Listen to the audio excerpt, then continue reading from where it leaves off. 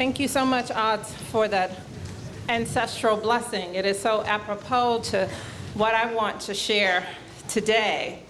Let me just say, as a South Carolinian, I want to affirm something for you, especially for my friends and colleagues in robes.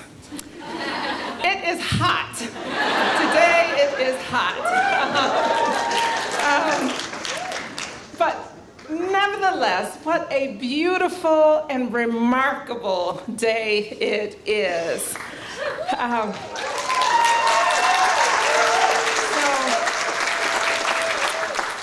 Welcome to Harvard Divinity School. Graduates, distinguished guests, faculty, staff, alumni, and friends. Welcome to the time-honored Multireligious Commencement service as we celebrate the class of 2024. Thank you to everyone who helped to make this moment of reflection possible. This service is a testament to the beauty and the power of living out the value of respecting pluralism as we hear from community members from the Christian, Hindu, Mormon, Islamic, Unitarian, Universalist, Assamese, Jewish, and Buddhist traditions, as well as those who feel called to many traditions or to none at all. I also want to acknowledge that we are gathered here today steeped in the excitement of reaching a meaningful milestone that deserves celebration and joy, while also deeply aware of conflict and division within higher education and across the globe. I stepped into the role of dean during a year of overlapping crises: the lingering effects of a global pandemic, the existential threat of climate change, the persistent reality of inequality in both resources and rights, and the grief that visions for world peace seem as distant as they ever have as wars erupt around the world and acts of violence continue to afflict our nation. I know this has been another unprecedented year in a slew of unprecedented years, and that it feels like words can only fall short when trying to reckon with where we are in this particular moment. That said, I still feel called as an educator and as an ethnographer in particular to offer a lesson by way of storytelling. Stories, after all, often offer the promise that what may feel like irrevocable fractures can be transformed into even stronger foundations built anew. In preparing this address, I was reminded of a passage by James Baldwin.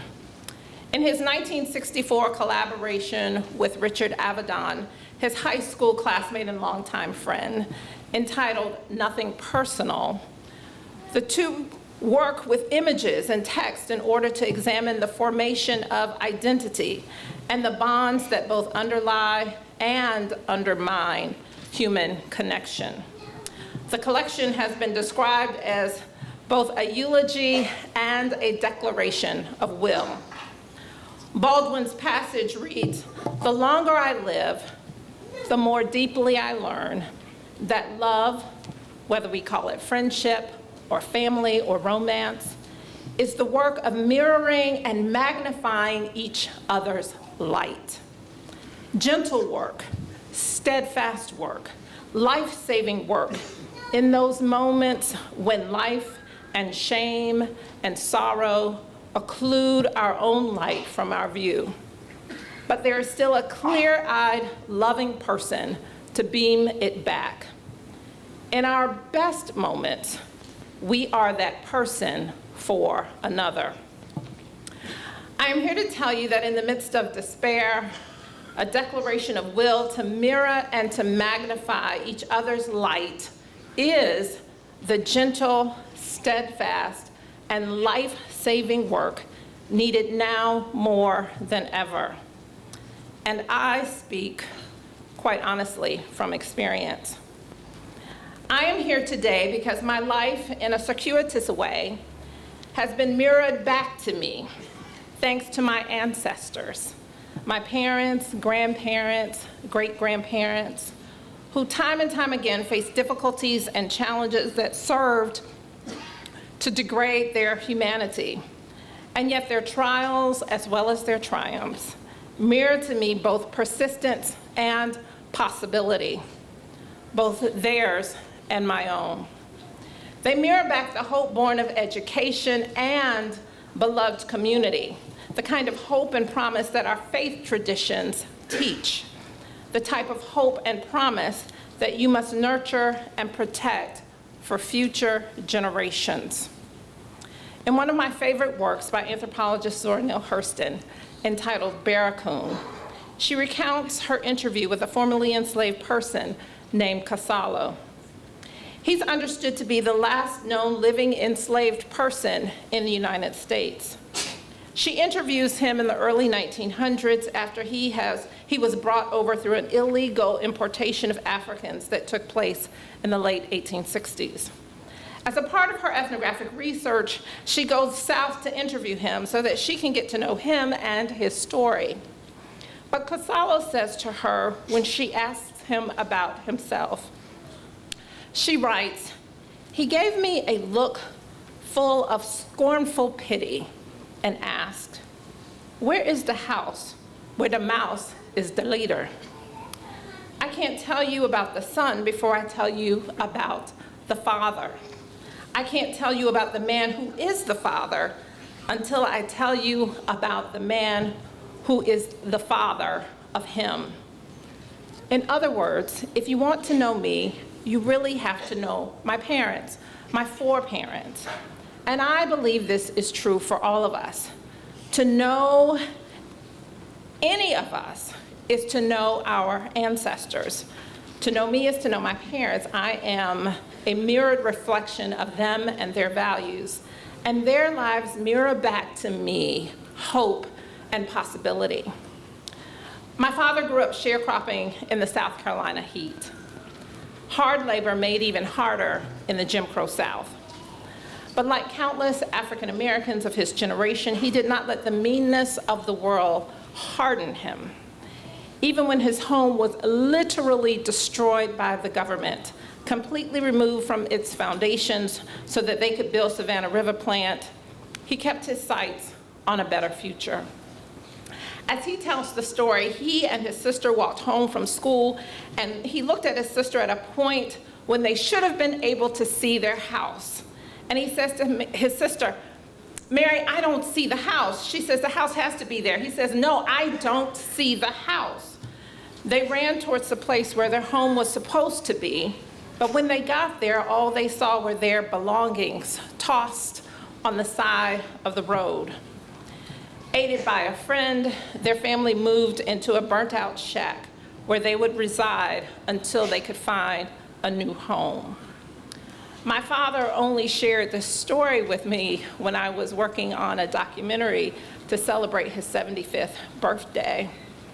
Holding back tears, he said, the memory was too painful to share before, but he felt like his children and his grandchildren needed to know that things haven't always been like this.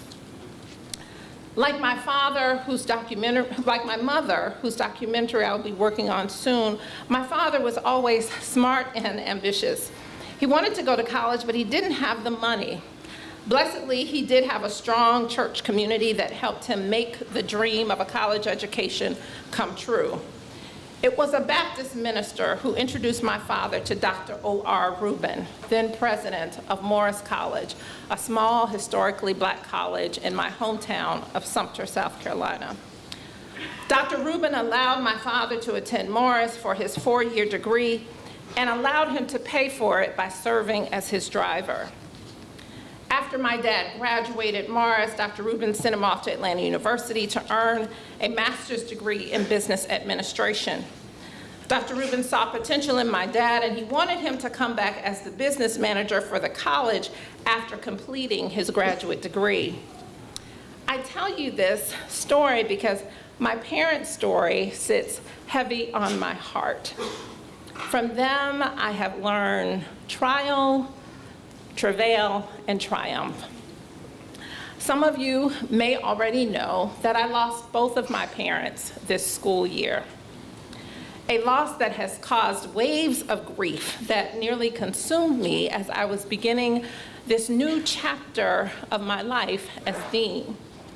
On August 24th, Harvard announced that I would be the next dean of Harvard Divinity School, the first woman in its 207-year history and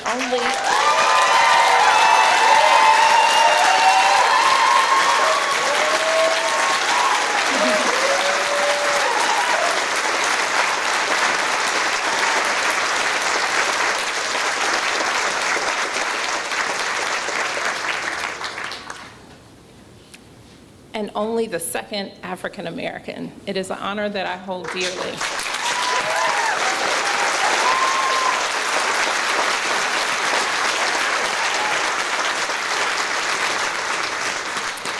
After the announcement went out on August 24th, my dad passed 6 days later.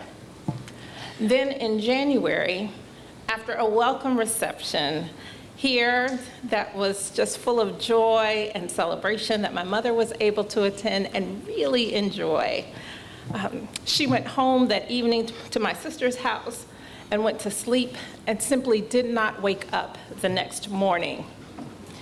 And so only months after we buried my father, our mother went to rest beside him. I am sharing this part of my story with you today, not for sympathy, but rather to show you that in the face of loss, the love of those who came before you and the love of friends you meet along the way can truly sustain you. They can mirror back to you, for you, hope and possibility in times of great struggle and strife. They can remind you of who you are. I love the story about my father earning a college degree because it talks about the importance of community and the ability of one person to change the trajectory of an entire life, which can change the trajectory of entire generations. It was at Atlanta University where my father serendipitously met my mother. Together they loved and supported each other through 57 years of marriage. Earning degrees, starting a family, building careers, giving back consistently to their beloved community, and sending their children out into the world to pursue their own versions of a purpose-filled life. I have been cultivated by parents who loved me with a love that surpasses all understanding. Without them, I truly would not be here today. The memory of them reminds me of who I am. It constantly mirrors back to me. Let your people, those related by blood and those chosen in spirit, guide you as you begin each new chapter of your life. And speaking of new chapters, there is much work to do. We may not always agree on the details of what needs to be done or how, but I can assure you there is a social restlessness that on our best days I see as a craving to reach our collective potential. Especially when it feels daunting, I want to remind you that it takes true strength to believe in a vision for a better world and to work toward that vision despite the temptations to give in to divisiveness and despair. It takes an open mind and an open heart to connect with other human beings who are also learning how to live, learning how to contend with all the beauty and the pain and the grief and the glory that make up our multifaceted lives. And it takes intestinal fortitude to partake in the iterative process that is education, formal or otherwise. All of this necessitates care of relationships because education does not happen in isolation. We need relationships to contextualize learning, and we need learning to invite us into relationship. I implore you to honor your own amazing array of personal connections, those forged through your years at HDS of interreligious dialogue and learning, those connections that have come from deep understanding as well as deep disagreement. From ancestors to neighbors to future generations that you will inspire with your words and deeds, cherish your beloved community. Stay connected to one another through shared humanity, holding fast to the promise of protecting and celebrating each other's dignity, and as Baldwin says, being our best selves as we mirror and magnify each other's light. As higher education faces division, conflict, and public scrutiny, I want to underscore the deep importance of the study of religion and the many areas of study that intersect with religion. I believe in the vision and mission of Harvard Divinity School. That mission is this: to provide an intellectual home where scholars and professionals from around the globe research and teach the varieties of religion in service of a just world at peace across religious and cultural divides. At the heart of our mission is researching and teaching. And now it is time for you to leave here, and with all the knowledge you have gained, to put that knowledge in service of a just world at peace. I fully recognize the work it takes to build a multi-religious, anti-racist, anti-oppressive school and world. This work is ongoing and iterative. This work requires a wholehearted commitment to ethical leadership, and this work demands moral imagination.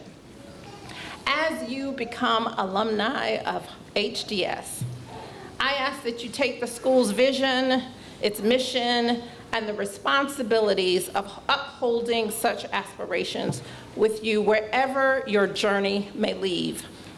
Harvard Divinity School class of 2024, we need you. We need religious leaders to help us navigate sorrow and celebrate life's greatest joys. We need medical professionals dedicated to human dignity and equality. We need good lawyers with the flame of justice burning in their souls. We need legislators and senators devoted to the cause of the least of these and not simply the wealthiest of these. We need educators to share knowledge, artists to create beauty, and writers to tell our stories. We need journalists to keep us informed, ethical business and nonprofit leaders to show us a better way, scientists to protect our health and that of our planet, monastics and ministers to show us how to tend to our spiritual lives. We need parents who are dedicated to doing the hard, sacrificial work of raising extraordinary kids, family members, and neighbors who can turn a fractured past into a future built anew. I would like to leave you today with the words of another one of my heroes, one from my hometown of Sumter, Mary McLeod Bethune. She was the daughter of formerly enslaved parents and became one of the most important educators and leaders for civil and women's rights of the 20th century. In her timeless words, she said this: "Believe in yourself, learn, and never stop wanting to build a better world." If nothing else, let that be the lesson that I leave you with today. I hope you enjoy your time with family and friends this week, and I wish you nothing but the best as you embark on your next chapter. Congratulations, class of 2024.